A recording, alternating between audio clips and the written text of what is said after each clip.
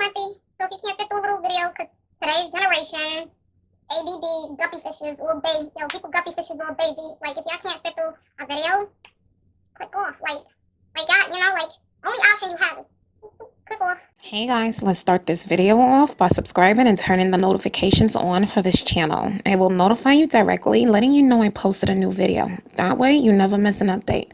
Welcome to the family. Now let's get into this video. Hey guys, Miss Brooklyn here. Welcome back to my channel, Miss Brooklyn's Journey. And I'm back with another story time video. It is highly requested. I know I said I wouldn't do story time on my channel anymore other than that one time, but this is so relevant and so necessary that I decided I'm going to put this video here. Before I even get into my story time, I definitely want to welcome back my subscribers. And for the people that are new on account of this video, or my new subscribers, hi, welcome. How are you? I'm Brooklyn. I'm a little bit overbearing. I'm not everyone's cup of tea, but if you decide to stick around, I heard you because you get me. Like, we're here. Let me just put a disclaimer out there. For my Brooklynites, don't even worry. Y'all don't even have to comment on this. Y'all don't even have to say anything on this. Don't even leave any comments on it. Like, we know what it is. Y'all know me. Just for the new people that are just passing by and just happen to see this video, I have to put this disclaimer out there. Yes, this is my voice. I sound like this. I speak like this. It is what it is. If you don't like it, click off the video. Don't waste your time writing the comments saying, oh, your voice is annoying or this and a third. Don't bother. Like, by the time you're done typing your sentence, you could have been on somebody else's video. Just click off. Like, keep it moving. And also, we don't do negativity here on my channel. So if you're here trying to troll, don't waste your time. My comments are filtered, so no one will see it. Okay? Like, it won't see the light of day. Don't waste your time. Like, so I just want to put it out there because there's people that like to take their time and put little, it makes them happy. And I'm just like, ugh, as much as I don't want to take your joy. Yeah, other than that, let's get into this. Everyone is asking me, where is my confidence from? Where do you get this confidence from? Is it because you're losing weight? Have you always been like this? Like, oh, I wish I had your confidence. Can you teach me? And it's just like, I tell people all the time, you have to learn to love you. You have to teach yourself that. Like, it comes from within. And I just wanted to tell you, no, I was not always this confident. Or in some days, I'm still not this confident. I'm not, like, if there's one thing you're going to get from my channel is you're going to get honesty and realness. Yeah, I really can't believe I'm doing this. I'm nervous and like, I'm just like, oh, okay. But this is my first heartbreak, catfishing someone, all that. When I was younger, I was about 15 years old. I was still that young, insecure girl, very much young and curious and inquisitive when I didn't blossom into this gorgeous vixen that I am today. Although I had my cousins and tons of family and stuff like that, a part of me always felt alone. Like, I don't know why. There's a part of me that always felt lonely. And I was never alone, but I felt lonely. I learned about the internet and chat rooms and stuff like that. I don't know. It was my escape. I can be who I wanted to be. And who I saw myself as in my head. It was my escape. I forgot what social media it was. At that time, you could hear how people sound and stuff like that. I would put the mic on and I would talk or I would talk to people. I didn't want to be me. I felt like they couldn't see me. I didn't want to be me. And I didn't even know it was a thing called catfishing at that time anyway. And I would just get a bunch of guys' numbers, talk to them, tell them everything they wanted to hear and keep it moving. I don't know why I was that way. I think it made me feel better about myself. Again, I was really young. It made me feel better that I could G guys in the head. I'm the only girl and I have older brothers. And I grew up watching my brothers be womanizers. So I was the type of girl that felt I had to be a player. I had to play men before men played me. And my mentality was like, yo, I'm not about to be out here like no sucker. I'm going to be playing them before they play me. Like, people always tell me, oh, I'm intimidating. Like, people are intimidated by me. Sometimes it catches them off guard how intimidating I am sometimes. And I'm just like, why? I'm a sweetheart. But I quickly learned back then that I'm a man eater. At the time, like, nobody's like, oh, let me see a picture. It was like, oh, describe yourself. So I would always describe myself as tall, caramel, slim, nice waist, big booty, nice breast. Like, I described myself as a video girl all the time. And it's just like, well, I see myself like that in my head, so why not? Girl, anyway, I met this boy. We're gonna call him Mr. Jamaica because he was Jamaican. And Mr. Jamaica was really sweet and nice. And I sensed that from him. He was vulnerable, and I sensed that. If a guy let me, I would use and abuse him. And not in a sense, oh, I'm like, not in a sense of gold digging, in a sense of emotionally. Boy, I tell you, it feels so good to mature in life because I would be a lost soul if I was still that girl. Let me just say that now. So, okay, I met this young boy, Mr. Jamaica, and I lied to him and told him I was 19. And in college, described myself to him and everything. He was nice in a chat room, so I took his number.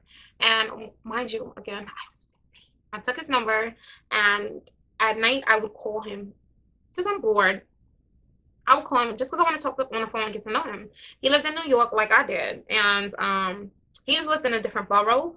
We would talk all the time. But talking to him all the time, I was keep in mind that I was very mature for my age, very mature because I was the youngest, but everybody else around me was older. Number one, number two, again, I was only around. I mean, I was only around older people, only hung out with older people, so I knew how to act mature and be mature in my mind, at least. But I digress. He caught feelings for me. Feelings. Like he had feelings for me. He called me all the time. He was like a little puppy behind me to the point where it annoyed me how much I had him wrapped around my finger. Again, that was something I aimed for, to get men so attached to me or my personality. It was my personality. And I knew I had a personality that's just like draw you in, but it was my goal to get guys to be attracted and attached to my personality. So we're talking now. This dude is head over heels. Like he's calling me constantly. I'm dodging his calls. I'm cursing him out, telling him why he chasing me so hard. Like, get off my knob. You're getting on my nerves. You're bothering me. I would get my cousin to get on him too. And my cousin and I, we sound alike. So sometimes I would let her talk for me, and he wouldn't be able to tell the difference. Mind you, this whole time while I was talking to him, I actually had a real boyfriend that knew who I was, knew what school I went to, knew my age, everything. I had a real boyfriend at the time. He was, and oh gosh, yeah. Unless you grew up with me or went to church with me or knew, like, I can sing. Like, I was the girl, I was always singing. I was in singing competitions, talent shows, choir. I was always singing solo. Like, I got a little throat on me, and I found out he can sing. Once I found out he can sing, and I mean, that boy can sing. When I found out he can sing, I think that's when everything turned around for me. Fast forward to months of talking to this boy. I mean, I came up with the craziest lies and excuses as to why I couldn't meet him. Oh gosh, I was such a loser. The boyfriend that I had at this time, I found out he was cheating on me, and I wasn't even hurt by it. I was just like, okay. I didn't really care for him anyway. Like, I liked him, but I didn't. It was just like, okay, who cares? Like, you know how many dudes I could get? That was my mentality. Like, yo, y'all don't understand. Like, I'm so happy about that girl. And I turned to Mr. Jamaica. Emotionally, I don't know how it happened, but he actually got me to get my guard down. And once he did that, I think he did it with his patience and his kindness. Once he did that, I began to open up to this boy, and I began to see, like, he was a decent guy, and he wasn't like the rest. Like, he was very different. He was polite. He was educated, well-mannered. He was a gentleman all the way. And he was so caring and so doting. I began to crave it. I began to crave it, and my conscience kicked in, and I began to feel bad that I was lying to this boy. Remember, after one conversation of being on the phone with him for so long, I got off the phone crying because I knew I was hurting him, and I know I was lying to him. I knew we could never be because, number one, he was 22 and I was 15, and I wasn't who I said I was. And I wanted to come clean so many times, but I didn't want to lose him. So a year later, I'm about to turn 16. During this time, I sent him pictures of a friend of mine, and I told him that that was me. Girl, ooh. I should have been on Catfished, the show, like, for real, because that was some foul shit. But I told him that that was me, December 3rd. It was lie after lie after lie. Like, it was, I couldn't even keep up with the lies I was telling this boy. I forgot how it happened. My cousin and I were both Leos. Her birthday is like a couple of weeks before mine, and then it's my birthday. We decided we want to throw a birthday bash. Or so we told our parents. We told them that we were going to just have a little barbecue, and we were going to invite a few people. So our mothers was like, okay. Again, I'm spoiled.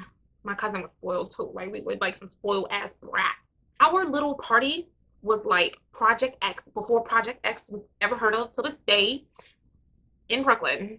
People know us for that big ass Project X party we had. Like, it was insane. First of all, I was the youngest person there. Like, that party was insane. I don't know how it happened. Let me tell you, the party was so crazy. Police and helicopters had to shut our party down.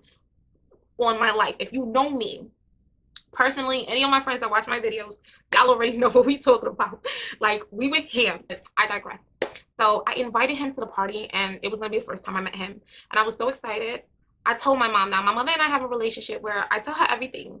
I don't really keep secrets from my mother, and I told her that he was coming, and I was like, Mom, he's Jamaican, he's nice, and I really want him to be my boyfriend. And I even told her I lied to him about how I look, and she was like, well, how long have you been talking to him, and stuff like that. And my mom was like, you know, if the feelings for you is real, he'll look past all of that and give you a chance for you. That's what my mom told me. He came. He sure enough came, and he came with a squad of dudes. And when I saw it was him, I automatically recognized him because it was him. Tall. We were about the same complexion. He had long hair, nice built. Like, oh my gosh, he was the cutest thing ever. And I kept hiding. Finally, I got the courage to walk up to him. He looked at me, and I'm like, I know, yeah, we need to talk. So I told him we needed to talk. And I basically pulled him down the street. We were walking and talking, stuff like that. And I basically apologized and told him, I went to tell him for the longest that I was lying to him and stuff like that. He didn't say anything. He was mad quiet. And when he finally said something, he was like, yo, you sound the same. And I was like, yeah, I know. I was like, yeah. And he was like, how old are you? And I was like, I'm turning 16 soon. And he was like, you're 15. And I was like, yeah, mind you, at that time, I wasn't even really that big at that time. That's a crazy thing. So he looked at me and was like, you're 15. And I was like, yeah. And he was like, wow. And he was like, come on, let's go back to the party. He was like, where's your mother? I was like, my mom? He was like, yeah, I want to meet her. I'm thinking everything is cool. So we go inside, he meets my mom. And him and my mom were cool, laughing. They got food because we had mad food on deck at the party. And I gave each of him and his boys bottles because we had a lot of alcohol. My mother was like, I really like him. He's good for you. Like, I really think, you know, she was like, well, she was like, you could start dating soon because you're going to be 16. And she was like, yeah, he can be a boyfriend. She liked that he had his head on his shoulders. He was a gentleman. And we kicked it. I even danced with him. The party got shut down. He told me he was going to call me. I didn't hear from him in a week. I kept calling him. And I didn't hear from him. And when I finally did, he finally called me. He didn't say anything. He was mad quiet. And I was like, I said the first thing, I was like, you don't want to talk to me anymore, do you? He was like, you know what the sad part is? And I was like, what? He was like, you had a whole year to be honest to me. You could have told me. And he was like, oh, you're lying and your insecurities caused you something good. He was like, you know, because you're a beautiful girl with a beautiful personality. You need to learn to love yourself. You shouldn't be, he straight up told me, I shouldn't be chasing any boys. I need to be chasing my self-esteem. Yo, I was hurt. And I cried and I was like, you mean you would have liked me for me? And he was like, yeah. He was like, yo, you mad pretty. Like, what's wrong with you? Yo, it took that incident for me to take down my little fake profile. I started being honest.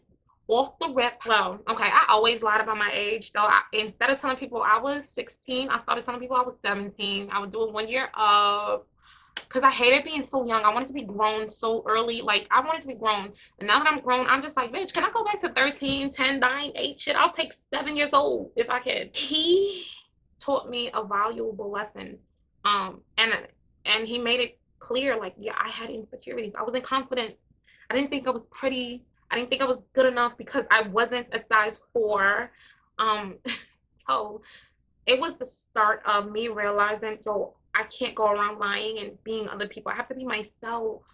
And people are going to like me for me. And I would love to sit here and lie and say, oh, I became this confident, cocky chick. It didn't quite go down that way. It's still a path that I'm on. I have never talked about that incident from the time after the party. It just died. My cousin briefly asked me what happened, and I told them a little bit, and never told them the real story. Like yo, I mean, to this day, it kind of haunted me because like he was a really good guy, and I hurt him and hurt me in the process. And that was the first time I ever felt pain from the opposite sex. It was the first time I ever felt hurt, and it took me a long time to get over him. It took me so long, and in that time, I started finding me. Yeah, and I'm sharing this because everyone's like, "Oh, you're so confident, you're so this." I wasn't always.